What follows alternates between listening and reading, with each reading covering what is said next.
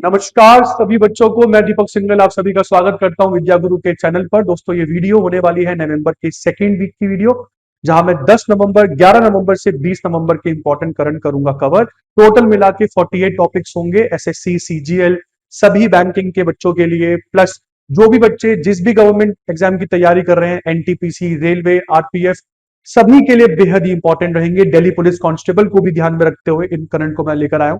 सबसे इंपॉर्टेंट चीज दोस्तों, अगर आप अभी तक चैनल पर नए हो, पहली बार वीडियो देख रहे हो, तो एक बहुत छोटी सी गुजारिश है, चैनल को सब्सक्राइब करें, बेल आइकॉन को दबाइए ताकि फ्यूचर अपडेट्स आप लोगों को मिले। हमारे साथ जुड़ भी सकते हैं आप, अगर पेनड्राइव कोर्सेज खरीदना चाहते हैं या कोई भी डेडिकेटेड बैच खरीदना चाहते हैं। SSC CGL banking, Delhi constable, Delhi police constable के बैचेस सब चल रहे हैं और बहुत ही अफोर्डेबल रेट भी आप लोगों को मिलते हैं। और सबसे इंपॉर्टेंट चीज, बहुत ही फ्रेंडली टाइमिंग के साथ। मॉर्निंग बैचेस नहीं है, इवनिंग बैचेस हैं। आप लोगों की डिमांड को लेते हुए 7:30 9:30 7 to 9 दो बैचेस हम लोग चलाते हैं यहाँ पर। और बहुत ज्यादा बच्चे नहीं भरते हैं, वी वांट लिमिटेड बच्चा, बट हमें रिजल्ट प्रोड्यूस करने हैं, तो हम बेस्ट बच्चों को लेते हैं यहाँ पर बेटे। सबसे इंपॉर्टेंट चीज आपको बता दूं, इस पूरे करंट में मैं डेडिकेटेड 48 टॉपिक्स कवर करूंगा, ज्यादा टाइम नहीं लूंगा आपका। तो आइए शुरुआत करते हैं वीडियो की। सबसे पहला करंट है कजाकिस्तान। यूएस के द्वारा अब्राहम अकॉर्ड में कजाकिस्तान को भी अब लाद लिया गया है। यूएस के राष्ट्रपति डोनाल्ड ट्रंप की जब पिछली टर्म थी, जब ये 45वें राष्ट्रपति थे यूएस के, तब ये इस अकॉर्ड को लेकर आए थे। इस अकॉर्ड का मुख्य उद्देश्य है मुस्लिम जगत के देशों के साथ इजराइल के संबंध को बेहतर करना, है ना जी। तो इसलिए कजाकिस्तान जो है ये सेंट्रल एशिया का पहला देश बनेगा इस अकॉर्ड को साइन करने वाला। इससे पूर्व इजराइल ने ये accord UAE, Bahrain, Morocco, Sudan के साथ भी साइन करेंगे। तो अब्राहम अकॉर्ड पर सिग्नेचर करने वाला पहला देश दुबई था, ये भी आप लोग एक बार देख लेना। इसके बाद आगे बढ़ते हैं। एसएस इनोवेशन के द्वारा, एसएस इनोवेशन इंटरनेशनल इंक्लूसिव, जो एक गुरुग्राम बेस्ड स्टार्टअप कंपनी है, इनके द्वारा एक टेली सर्जन कंसोल बनाया गया है। दुनिया में कहीं पर भी बैठकर प्रिसीशन के साथ आप सर्जरी अटेम्प्ट कर सकते हैं। सबसे इंपॉर्टेंट चीज, इस पूरे की पूरे कंसोल का नाम रहेगा मंत्र असाना, जो कि fully integrated portable tele surgery console है और बेहद ही इंपॉर्टेंट रहेगा। रिमोट प्रिसीशन सर्जरी आप अटेम्प्ट कर सकते हैं यहां पर। इसके बाद कर्नाटका भारत का पहला राज्य बन गया है जिसने बोल दिया है कि एक साल में 12 लीव्स, पेड लीव्स आप लोगों को महिलाओं को देनी होगी, भले ही सरकारी संस्थानें हो या निजी संस्थानें हो।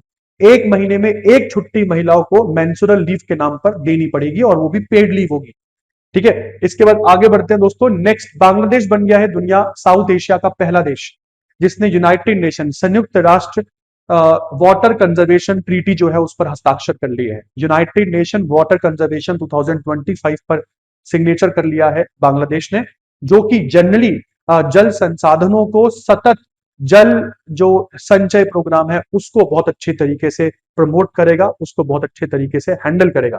बेहद ही इंपॉर्टेंट है। आपको पहले बता दूं, ये देश बांग्लादेश बहुत वाटर जो इनसिक्योरिटी है उससे जूझ रहा है। कहा जाता है कि इस देश के 50% जनसंख्या पहले ही मतलब सूखे से प्रभावित क्षेत्रों में आती है।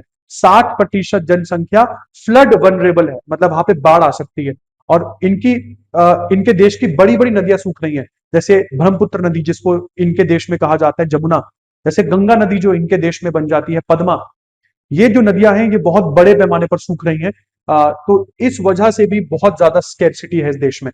उसके बाद दोस्तों, यूनाइटेड स्टेट्स ऑफ अमेरिका के राष्ट्रपति डोनाल्ड ट्रंप ने हाल फिलहाल में चीनी राष्ट्रपति से मिलने से पहले, जब ये आसियान बैठक में गए थे, इन्होंने कहा था दुनिया का हर देश जो है वो न्यूक्लियर टेस्ट कर रहा है, भले चाइना हो, रूस हो, यहां तक कि पाकिस्तान का नाम भी लिया गया था। हालांकि बाकी में सारे देश बाद में मुकर गए थे, बट इन्होंने कहा था कि अब जो अमेरिका है उसको भी टेस्ट करने पड़ेंगे ताकि दुनिया में अमेरिका का दबदबा जो है वो बना रहे। ऐसे में अमेरिका ने मिनटमैन 3 मिसाइल लॉन्च कर दी है। ये इनके द्वारा लॉन्च की जाने वाली इंटर कॉन्टिनेंटल बैलिस्टिक मिसाइल है, मतलब कॉन्टिनेंट से कॉन्टिनेंट ट्रेवल कर सकती है। इस मिसाइल के साथ प्रॉब्लम ये है कि ये बैलिस्टिक है, मतलब ये अंतरिक्ष से एंटर करेगी, स्पेस में आएगी और रेडार बहुत जल्दी से पकड़ लेगी। रूसी S-400 का कहना यह है कि हमारा S-400 जो है वो इस मिसाइल को बहुत अच्छे से ट्रैक कर सकता है और इसको न्यूट्रलाइज कर सकता है। हालांकि आगे बढ़ते हैं। गुजरात बना भारत का पहला राज्य जिन्होंने अपने जनजाति समुदाय के लिए जीनोम सीक्वेंसिंग शुरू कर दी। बिल्कुल, अब जनजातियों की भी जीनोम सीक्वेंसिंग होगी गुजरात में। भारत के द्वारा जीनोम इंडिया प्रोजेक्ट लॉन्च किया गया था, ये उसी का ही एक पार्ट है। और यहां पर अब जितनी भी जनजाति समूह हैं उनका डीएनए रिकॉर्ड किया जाएगा। आने वाली दवाइयों को बनाने के लिए कौन सी बीमारी किस तरीके से अफेक्ट करेगी आप लोगों को, दवाइयों का क्या प्रभाव रहेगा भारत की जनसंख्या पर, उसके लिए जीनोम बड़ी जरूरी होते हैं भाई। इसके बाद आगे बढ़ते हैं। नेक्स्ट है टाइम आउट 2025 के सर्वे में दुनिया के, एशिया के कुछ बहुत खुशहाल जो शहर है उसकी सूची बनाई गई है। खुशहाल शहरों में नंबर 1 पर आपको मुंबई दिखेगा। और ये जो खुशहाली है ये कई सारे इंडिकेटर्स पर जांचते हैं, जैसे कि आपका कल्चर, संस्कृति कैसी है, वहां का फूड कैसा है, खाना, वहां की नाइट लाइफ कैसी है, और ओवरऑल वहां पर जीवन का गुणवत्ता कैसा है ना, क्वालिटी ऑफ लाइफ कैसी है। इन सब चीजों पर जांचा जाता है ये सर्वे। दुनिया की सबसे, मतलब एशिया की सबसे खुशहाल नगर में मुंबई आपको शीर्ष पर मिलेगा। नेक्स्ट पर बीजिंग, थर्ड पर शंघाई, फोर्थ पर चियांग माई, फिफ्थ पर वियतनाम के हेनोई, सिक्स पर Jakarta, Hong Kong, Bangkok, Singapore, Seoul. Top 10 में एकमात्र ही भारतीय शहर है, बट खुश मैं इसलिए हूं क्योंकि सबसे टॉप पर है और भारत की फाइनेंशियल कैपिटल भी है। इसके बाद आगे बढ़ते हैं। पाकिस्तान ने फिर बता दिया है कि क्यों हमें पाकिस्तान को अपना बच्चा बोलने में शर्म आती है। पाकिस्तान की सरकार ने हाल फिलहाल में 27वें संशोधन अधिनियम को यहां पर पास कर दिया है और इसकी बदौलत आसिम मुनीर जो फील्ड मार्शल है इनके पास बहुत शक्तियां होंगी। पाकिस्तान में बड़े पैमाने पर जो जज है सुप्रीम कोर्ट, हाई कोर्ट के, वो इस्तीफा दे रहे हैं। क्या मायने हैं इस पूरे संविधान संशोधन अधिनियम के? पाकिस्तान के सो कॉल्ड आसिम मुनीर जो फील्ड मार्शल है इनके देश के और चीफ ऑफ डिफेंस फोर्सेज है, इनको अब एक 5 साल का फिक्स टर्म मिलेगा इस संशोधन बिल के अंतर्गत। प्लस इनके पास पूरी अथॉरिटी होगी सभी मिलिट्री और इंटेलिजेंस अपॉइंटमेंट की। मतलब सेना में और इंटेलिजेंस में कहां पर कौन कहां कहां बैठेगा, किसको किस पद पर नियुक्त करना है, ये सब यही देखेंगे। इन पर किसी प्रकार का कोई केस नहीं चलाया जा सकता है, तो लीगल चैलेंजेस से इनको सुरक्षा दी गई है। इसके साथ साथ पैरामिलिट्री और इंटरनल सिक्योरिटी की जो फोर्सेस होती हैं उन पर भी एक तरीके से इनका नियंत्रण रहेगा। मतलब सरकार ने तो छोड़ दिया है अपना काम, सरकार बोल रही है आसिम मुनीर हम तुम्हारे हवाले। इसके साथ साथ अब मैं जुडिशियल अपॉइंटमेंट पर आता हूं। न्यायिक स्वतंत्रता बहुत बुरी तरीके से प्रभावित होगी यहां पर। क्यों? क्योंकि अब पाकिस्तान के प्रधानमंत्री ही तय करेंगे कि कौन से न्यायाधीश को शिफ्ट करना है और कौन से न्यायाधीश को अपॉइंट करना है। ये एक सबसे बड़ा पंगा है जिसकी वजह से हाईकोर्ट, सुप्रीम कोर्ट के जज जो है पाकिस्तान में वो बहुत बड़ी मात्रा में रिजाइन कर रहे हैं। इसके बाद दोस्तों WHO के द्वारा ग्लोबल टीबी रिपोर्ट 2025 पेश की गई है, जिस रिपोर्ट में बताया गया है कि भारत में total number of TB cases जो है वो 21% घटे हैं। आपको बता दूं दोस्तों, भारत का जो लक्ष्य है वो टीबी मुक्त भारत का लक्ष्य है 2025 तक, जबकि दुनिया का लक्ष्य है टीबी मुक्त एक ये जो ग्रह है वो टीबी मुक्त हो, और टीबी मुक्त ग्रह बनाने का हमारा लक्ष्य 2030 तक है। हालांकि भारत का ये लक्ष्य 5 साल पहले ही है, मतलब 2025 तक हम ये सब सोच रहे हैं। इसके बाद इंडिया और नेपाल के बीच में लेटर ऑफ एक्सचेंज हुआ है। लेटर ऑफ एक्सचेंज किस लिए हुआ है आपको बता दूं, ये LOE जो है ये दोनों देशों के बीच में जो रेल कॉरिडोर है जिसमें कंटेनर, कार्गो ये सब फ्रीली आ जा सकेंगे। इसके साथ नेपाल को ये छूट भी दी गई है कि अगर आपको कोई सामान एक्सपोर्ट करना है ना दुनिया में, तो आप भारत के कलकत्ता और विशाखापट्टनम बंदरगाह की सेवाएं ले सकते हैं। तो एक तरीके से नेपाल की खुशहाली के लिए बढ़िया एग्रीमेंट कर लिया है इंडिया और नेपाल के बीच में। इसके बाद इसरो के द्वारा एक पैराशूट टेस्ट किया गया है Babina field firing range, Uttar Pradesh, Jhansi में। ये आप देख रहे हैं, इसके नीचे जो लटका हुआ है, कल को यहां पर गगनयान क्रू मॉड्यूल होगा। यहाँ पर गगनयान जो क्रू मॉड्यूल है जिसमें हमारे गगनयान के जो अंतरिक्ष यात्री होंगे वो बैठेंगे, उनकी लैंडिंग कुछ इस प्रकार से प्लान की जा रही है। उसका टेस्ट हम लोग यहाँ पर बबीना उत्तर प्रदेश में कर चुके हैं इसरो के द्वारा। गगनयान जैसे कि आपको पता है भारत का पहला मिशन होगा जहां पर भारत अपने गगन यात्री, अंतरिक्ष यात्रियों को पहली बार अंतरिक्ष भेजेगा और वापस लेकर आएगा, जिसके लिए हम लोगों ने 1984 के बाद पहली बार तकरीबन 40 साल के बाद किसी भारतीय को एक्सियम 4 मिशन के अंतर्गत अंतरराष्ट्रीय स्पेस स्टेशन भी भेजा था। जी हाँ, मैं बात कर रहा हूं शुभांशु शुक्ला जी की। आगे बढ़ते हैं दोस्तों। नेक्स्ट करंट है GI टैग, जिसको आप भौगोलिक संकेतक टैग बोलते हैं। ये 2 संगीत इंस्ट्रूमेंट्स को मिले हैं और ये दोनों इंस्ट्रूमेंट जो है ये सिक्किम की लेपचा समुदाय के द्वारा इस्तेमाल किए जाते हैं। इसमें सबसे पहला है तुंगबुक। तुंगबुक एक गिटार की तरह है जैसे कि आप देख रहे हैं, और दूसरा इंस्ट्रूमेंट है पुमतोंग पुलित। पुमतोंग पुलित जो है वो एक बांस का फ्लूट है, बांसुरी टाइप का इंस्ट्रूमेंट होता है। और कहते हैं कि जब इस बैम्बू की बांसुरी से जो ध्वनि है जब निकलती है तो नेचर जो है वो बहुत आनंदमय हो जाती है। ये लेपचा समुदाय का बिलीफ है। और तुंगबुक जो इनका इंस्ट्रूमेंट है, यहाँ पर 3 तारे आपको यहाँ पर लगी हुई दिख जाएगी। ये जो म्यूजिक है, ये इंस्ट्रूमेंट जो है ये जब कथा सुनाते हैं, स्टोरी टेलिंग या कोई भी त्योहार जब लेपचा समुदाय मनाता है तब लेपचा समुदाय के द्वारा इन दोनों इंस्ट्रूमेंट्स का उपयोग किया जाता है। इसके बाद उड़ीसा का सूनापुर और पुरी जो है, पुरी मतलब पुरी गोल्डन बीच, दोनों को ही ब्लू फ्लैग सर्टिफिकेशन दे दिया गया है। ये ब्लू फ्लैग सर्टिफिकेशन डेनमार्क की एक संस्था है, फाउंडेशन फॉर एनवायरमेंटल एजुकेशन, उसके द्वारा दिया जाता है। 33 पैमाने देखे जाते हैं, उसके बाद ये सर्टिफिकेशन जो है दी जाती है। 33 पैमानों में कुछ लेकर आया हूं मैं, जैसे पानी की गुणवत्ता कैसी है, ठीक है, एनवायरमेंटल मैनेजमेंट आप किस तरीके से कर रहे हैं, सेफ्टी स्टैंडर्ड्स क्या है आपके इन बीचेस पर, और सबसे इंपॉर्टेंट चीज इको एजुकेशन आप लोगों ने कितनी फैलाई है। आगे बढ़ते हैं। नेक्स्ट करंट है इजिप्ट। इजिप्ट में खुल चुका है ग्रैंड इजिप्शियन म्यूजियम, जो गीजा के पिरामिड से कुछ ही दूर है, 25 किलोमीटर दूर है ये म्यूजियम। बेहद ही शानदार म्यूजियम है बेटा। और ये बता दूं मैं आप लोगों को, इस म्यूजियम में 50,000 से ज्यादा जो चीजें हैं उसको डिस्प्ले में लगा रखा है। इन 50,000 में से 5,000 चीजें जो है वो इजिप्ट के सबसे महान राजा, कौन, राजा तूतन खामिन की है। राजा तूतन खामिन के बारे में हम लोगों ने कुछ 9वीं या 10वीं क्लास की इंग्लिश में एक पोयम भी पढ़ी थी कि तूतन खामिन की जब कब्र खोली गई थी तब पर्यावरण जो है एकदम से मतलब बकैती ले रहा था। याद कीजिए कि पर्यावरण में चीजें एकदम से बदल गई थी, चिड़िया जोर जोर से चिल्ला रही थी, आसमान का कलर चेंज हो गया था, क्योंकि इनको शापित राजा भी कहा जाता था ना। आगे बढ़ते हैं। इंडियन एयरफोर्स ने यहां पर 8वां संस्करण किया है, गरुड़ 2025। गरुड़ 2025 एक द्विपक्षीय वायु अभ्यास है जो हम लोग फ्रांस के आर्मी के साथ, फ्रांस की एयरफोर्स के साथ करते हैं। इस बार 16 से 27 सितंबर के बीच में फ्रांस के मरसन में हुआ, फ्रांस के मॉन्ट डे मरसन में इस बार गरुड़ 2025 हुआ। हमारी तरफ से सुखोई 30 MKI गया है, यहाँ पर आप देख रहे हैं सुखोई के सामने भारतीय कंटिंजेंट खड़ा है गर्व के साथ। इसके बाद हेनली पासपोर्ट सूचकांक, बुरी न्यूज है हमारे लिए, हमारी रैंकिंग जो है वो 85वें स्थान पर आकर अटक गई है। गजब चीज ये है कि दुनिया के 57 देश ही भारत को एक वीजा फ्री या वीजा ऑन अराइवल एंट्री देते हैं। बहुत अच्छी बात नहीं है ये, क्यों, क्योंकि जनरली दुनिया में 227 डेस्टिनेशन में देखा जाता है कि कितनी डेस्टिनेशन आपके पासपोर्ट पर आप वीजा फ्री या वीजा ऑन अराइवल एक्सेस कर सकते हैं। दुनिया का सबसे स्ट्रॉन्गेस्ट पासपोर्ट यहाँ पे सिंगापुर का पासपोर्ट बताया जा रहा है। दुनिया की 193 डेस्टिनेशन आप घूम सकते हैं बिना किसी वीजा के या वीजा ऑन अराइवल फैसिलिटी के साथ। दूसरे नंबर पर साउथ कोरिया और तीसरे नंबर पर जापान आता है। चलते हैं अगले करंट की तरफ दोस्तों। नेक्स्ट करंट जैसे कि आप देख रहे हैं, शेफाली वर्मा, ये वो भारतीय टीम की प्लेयर हैं जिन्होंने भारत को गर्व की अनुभूति करवाई।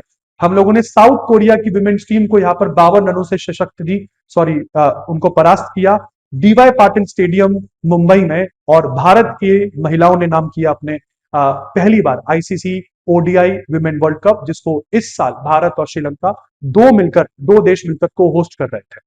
यहाँ पर फाइनल मैच भारत में हुआ और भारतीय टीम ने इसको जीता है। हालांकि पाकिस्तान की महिला टीम की तरफ से भी एक स्टेटमेंट आ रही थी कि हम भी ये जो फाइनल मैच में अगर हम जीतते हैं तो हम भी ट्रॉफी जो है वो भारतीय हाथों से नहीं लेंगे। हालांकि मैंने उस समय भी कहा था कि मैडम ट्रॉफी लेने के लिए जीतना पड़ता है ये मैच, और वो फिलहाल पाकिस्तान की बस की बात है नहीं। यहां पर 1.5 करोड़ का चेक शेफाली वर्मा को मुख्यमंत्री नायब सिंह सैनी के द्वारा दिया जा रहा है, और साथ ही साथ शेफाली जी को state women commission, Haryana state women commission का ब्रांड एम्बेसडर भी बनाया गया। इसके बाद इंडिया बना दुनिया का 6ठा सबसे बड़ा पेटेंट फाइलर। ये बात भारत के विज्ञान प्रौद्योगिकी मंत्री डॉक्टर जितेंद्र सिंह ने दुनिया को बताई कि भारत अब टेक्नोलॉजी कंजम्पशन से टेक्नोलॉजी क्रिएशन की तरफ आगे बढ़ रहा है। 64,000 पेटेंट हम लोगों ने इस साल फाइल करे हैं। पेटेंट मतलब कोई टेक्नोलॉजी हम लोगों ने बनाई है तो उसके अधिकार हमने अपने पास सुरक्षित रख लिए है कि कोई हमारी मंजूरी के बिना उन चीजों का इस्तेमाल नहीं कर सकता है ना। और इन 64,000 पेटेंट में से तकरीबन 55% पेटेंट भारत में रहने वाले निवासियों के द्वारा फाइल किए गए हैं। यहां तक कि ग्लोबल इनोवेशन इंडेक्स में भी भारत का जो रैंक है वो 81 था, पहले 81 था, अब वो बढ़कर 38 हो गया है, मतलब बेहतर हो गया है। इसके बाद सुप्रीम कोर्ट ने झारखंड की सरकार को आदेश दिया है कि आप अपने सरांदा वन को एक वन्य जीव अभ्यारण्य में कन्वर्ट कर लीजिए, उसको वाइल्ड लाइफ सेंचुरी का टैग दे दीजिए, क्योंकि हम चाहते हैं कि सारंदा फॉरेस्ट को जितने भी विकास और खनन से संबंधित चीजें आपके सारंदा फॉरेस्ट में हो रही है, इससे वहां के पारिस्थितिकी तंत्र को, इकोसिस्टम को बहुत नुकसान हो रहा है।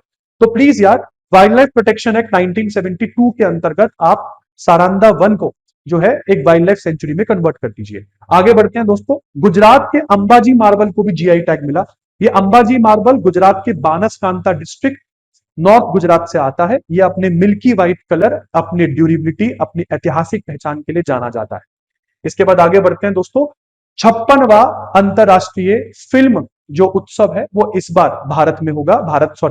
भारतीय अंतरराष्ट्रीय फिल्म उत्सव जो है इस बार भारत के गोवा में होगा, 20 से 28 नवंबर के बीच में। सबसे गजब की चीज मैं आपको बता दूं, अब आपके इस वाले पैराग्राफ पर आते हैं जो करंट अफेयर के लिए सबसे इंपॉर्टेंट होगा। इस बार के 56वें अंतरराष्ट्रीय फिल्म उत्सव में कंट्री ऑफ फोकस जापान रहेगा, पार्टनर कंट्री स्पेन रहेगी, स्पॉटलाइट कंट्री ऑस्ट्रेलिया रहेगी। ठीक है जी, तो 3 देशों के नाम एज इट इज याद करके जाना। इसके बाद भारत के नव उद्घाटित एयरबेस कौन सा? मूद न्योमा एयरबेस, जो कि मात्र 35 किलोमीटर दूर है चाइना के LAC से, मतलब लाइन ऑफ एक्चुअल कंट्रोल से। वहां पर भारतीय एयर चीफ मार्शल मतलब वायुसेना के चीफ कौन? अमरप्रीत सिंह जी ने C-130J एयरक्राफ्ट जो है वो लैंड किया। तो इनॉग्रेशन बड़े गजब तरीके से करी इन्होंने। इसके बाद आगे बढ़ते हैं दोस्तों। नेक्स्ट यहां पर पानी में चलते कुछ ड्रोन दिख रहे हैं आप लोगों को, है ना? ये man portable autonomous under water vehicle है, जिसको माइन काउंटर मेजर ऑपरेशन के लिए इस्तेमाल किया जाता है। और ऐसे ड्रोन बनाने वाले दुनिया में केवल 3-4 देश है गिने चुने। कौन? US, UK, France, China, Sweden, और अब इन 5 में भारत का नाम भी जुड़ गया है। इस ड्रोन को बनाने वाला DRDO की एक लैब है जिसका नाम है naval science and technology lab. तो ये जरूर याद करिएगा। यहां पर आगे बढ़ते हैं। टॉम क्रूज 63 साल की उम्र है, इनको ऑस्कर, दुनिया का मतलब जिंदगी में पहली बार ऑस्कर मिला है इनको। 40 साल का करियर है इनका, पहली बार ऑस्कर दिया गया है इनको 2025 गवर्नर्स अवार्ड के दौरान, और ये एक ऑनर के रूप में इनको एकेडमी अवार्ड दिया गया है। रे डॉल्बी बॉर्डरूम में ये पूरा की पूरा प्रोग्राम लॉस एंजलिस में आयोजित किया गया था।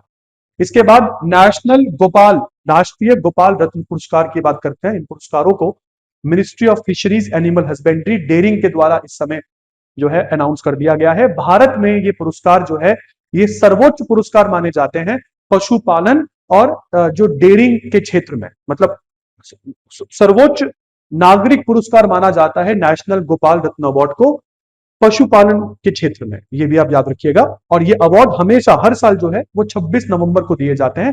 डॉक्टर वर्गीस कुरियन का जन्म दिवस होता है उस दिन। डॉक्टर वर्गीस कुरियन वही है जिन्होंने मिल्क उत्पादकता, दूध की उत्पादकता को बढ़ाने के लिए ऑपरेशन फ्लड या व्हाइट रेवोल्यूशन जैसी चीजें इन्हीं के द्वारा भारत में की गई थी।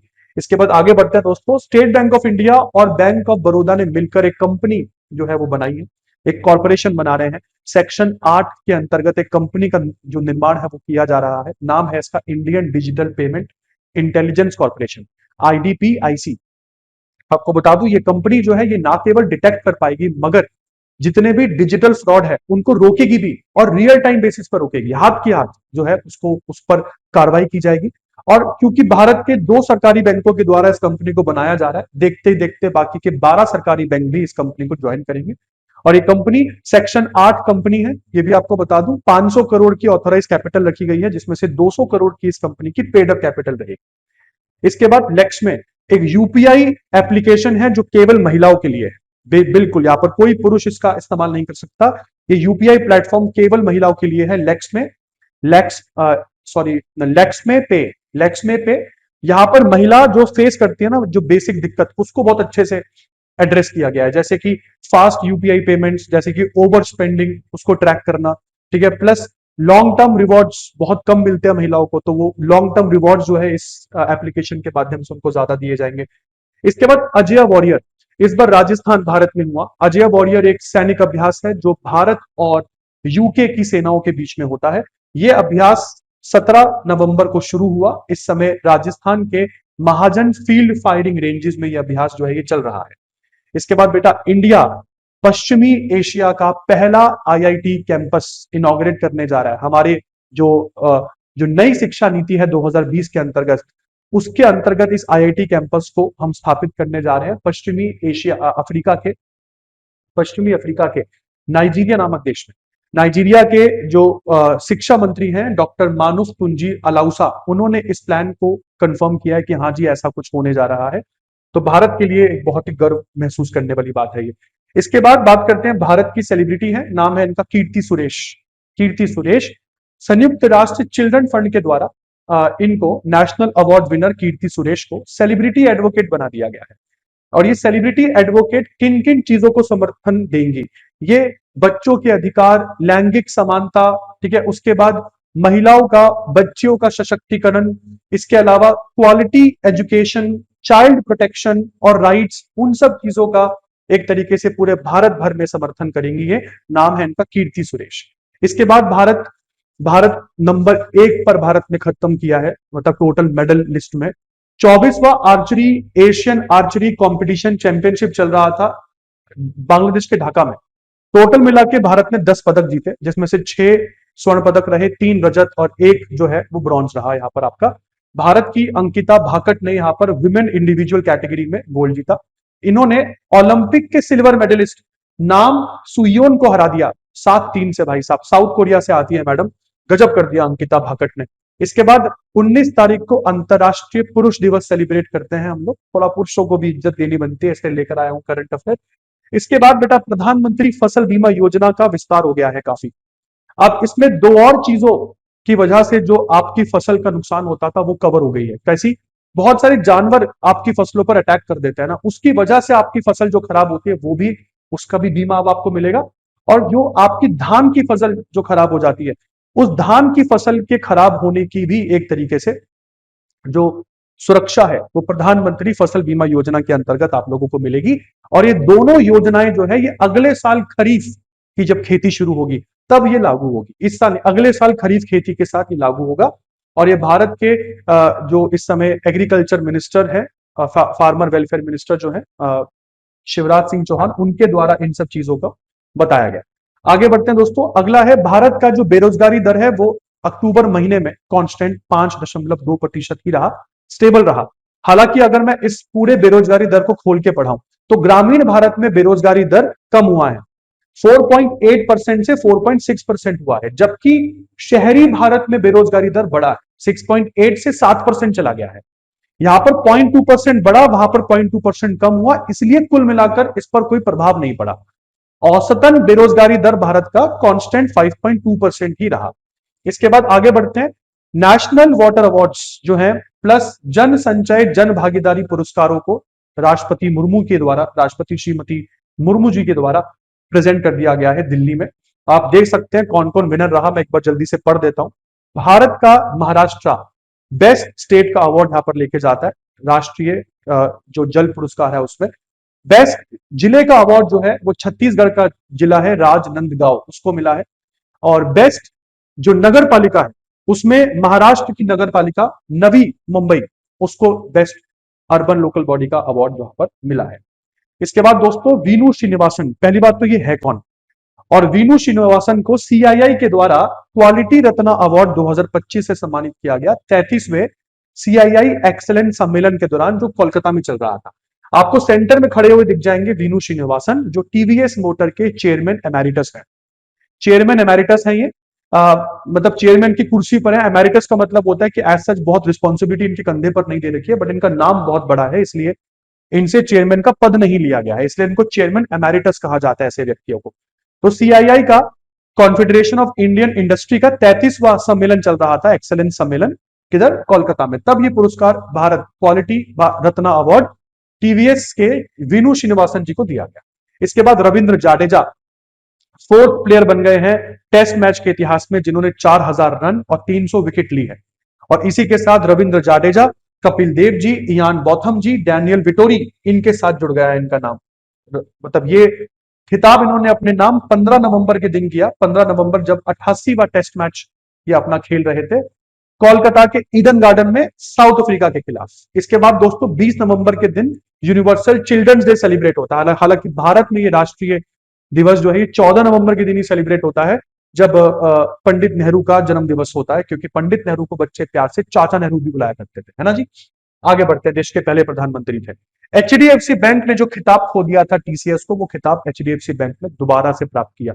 भारत की सबसे वैल्यूएबल कंपनी बन गई है एचडीएफसी बैंक। 44.9 अरब डॉलर का नेटवर्थ है एचडीएफसी बैंक का। दूसरे नंबर पर आपको टीसीएस दिखेगी 44.23 अरब डॉलर की नेटवर्थ के साथ। तीसरे नंबर पर एयरटेल आपको दिखेगा 41.07 अरब डॉलर की नेटवर्थ के साथ। जियो कहीं भी नहीं है टॉप 5 में। नंबर 4 पर इन्फोसिस है, नंबर 5वें पर आईसीआईसीआई बैंक है। इसके बाद आगे बढ़ते हैं दोस्तों। भारत की सरकार ने युवा artificial intelligence for all launch कर दिया है। ये एक कोर्स है जो मुफ्त में दिया जा रहा है भारत के 1 करोड़ लोगों को।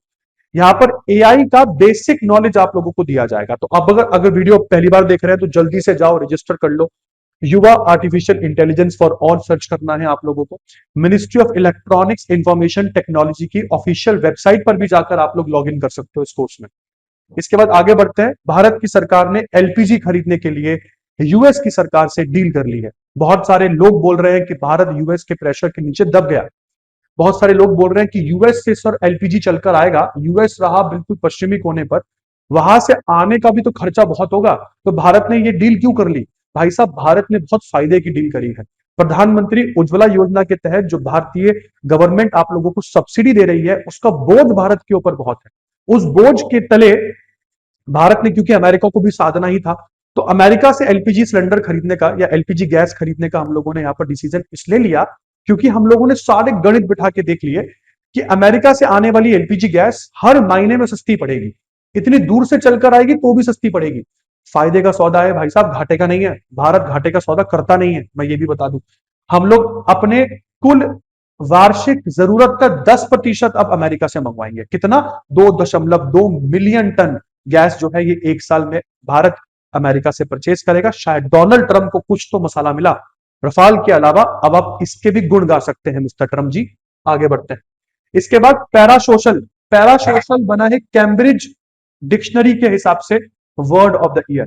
पैरासोशल एक ऐसा शब्द है जो आपके लगाव को दर्शाता है। उस किसी आपका लगाव किसी सेलिब्रिटी के प्रति हो सकता है, कोई मतलब कोई फिक्शनल कैरेक्टर हो सकता है ना, कोई फिक्शनल मतलब कोई काल्पनिक कैरेक्टर, जैसे डोरेमोन हो गया, काल्पनिक है, असल में नहीं है ऐसा कुछ, या कोई एआई पर्सनालिटी के साथ आपका संबंध स्थापित हो जाए, तो ऐसे संबंध को पैरासोशल संबंध कहते हैं, है ना। तो वो पैरासोशल जो है वो वर्ड ऑफ द ईयर बना है डिक्शनरी, कैम्ब्रिज डिक्शनरी के हिसाब से।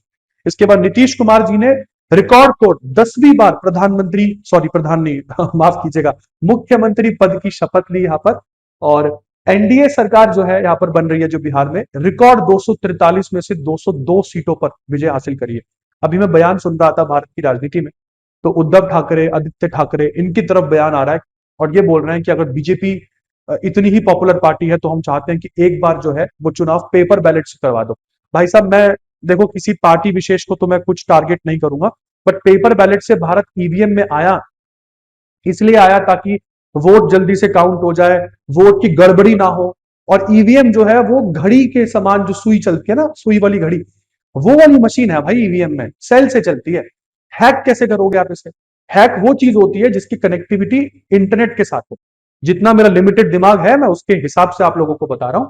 और अगर इतना ही विश्वास है आप लोगों को ईवीएम पर, तो हारने के बाद ईवीएम के नारे प्लीज ना लगाएं।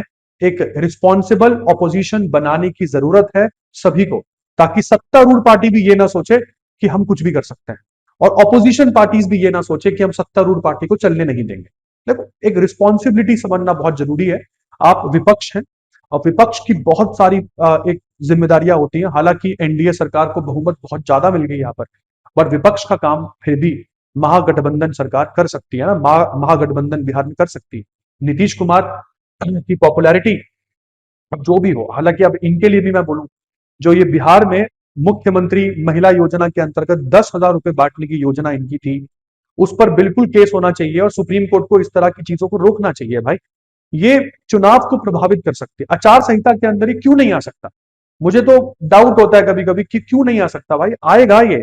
चुनाव से पहले महिलाओं के खातों में पैसे डलवा देना, ये मतलब भले ही आप इसकी कोई भी डिफेंस तैयार करें, मेरी नजर में तो गलत ही है। आगे बढ़ते हैं।